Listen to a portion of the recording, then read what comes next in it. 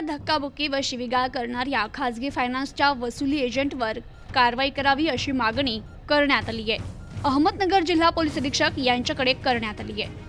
खासगी फायनान्स कंपनीकडून कर्जापोटी रकमेतून घेतलेल्या 4 चाकी लोडिंग वाहनाचे हप्ते भरून देखील अहमदनगर शहरातील गुंड प्रवृत्तीच्या फायनान्स कंपनीच्या वसुली एजंटकडून 20,000 रुपयांच्या मागणीसाठी धक्काबुक्की करत शिवीगाळ करण्यात आल्याची तक्रार जिल्हा पोलीस अधीक्षक यांच्याकडे एका महिलेनं निवेदनाद्वारे दिली आहे. जया पालवे असं या महिलेचं नाव असून नेवासा येथील रहिवासी आहे. त्यांनी टाटा कंपनीचे 4 चाकी लोडिंग वाहन घेतले. टाटा मोटर्स फायनान्सद्वारे वाहनासाठी कर्ज घेतलं असून कर्जाचा मासिक हप्ता 17,000 रुपये इतका वेळोवेळी भरला जातोय. त्यांचे वाहन 10 सप्टेंबर रोजी शेवगाव येथून कांद्याचे भाडे घेऊन शहरातील भिस्तबाग श्रमिकनगर येथे आले होते.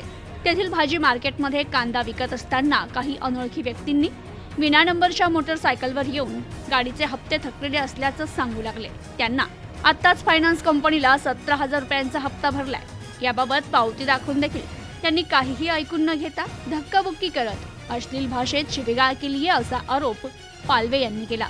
तर या प्रकरणी तोफखाना पोलीस स्टेशनमध्ये कांदा विकणारे शेतकरी आणि चालकासह संबंधितांच्या विरोधात तक्रार देण्यास गेले असता तक्रार नोंदवून न घेता उडवाउडवीची उत्तरं देऊन घरी जाण्यास सांगण्यात आलं.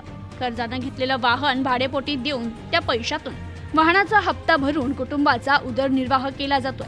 कुटुंबाला कोणाचाही आधार नसून अल्पवयीन मुलगा आणि मुलीची जबाबदारी अंगावर असल्याचं तक्रारदार महिलेनं निवेदनात म्हटलंय. तर या प्रकरणी हप्ते भरलेले असतानाही फायनान्स कंपनीच्या वसुली एजंटाने दिलेल्या त्रासाबद्दल त्याच्यावर कारवाई करण्यात यावी अशी मागणी या महिलेनं केली आहे. तसेच 23 सप्टेंबर पासून जिल्हा पोलीस अधीक्षक कार्यालयासमोर उपोषण करण्याचा इशाराही दिलाय. Bureau report, news today 24, Ahmednagar.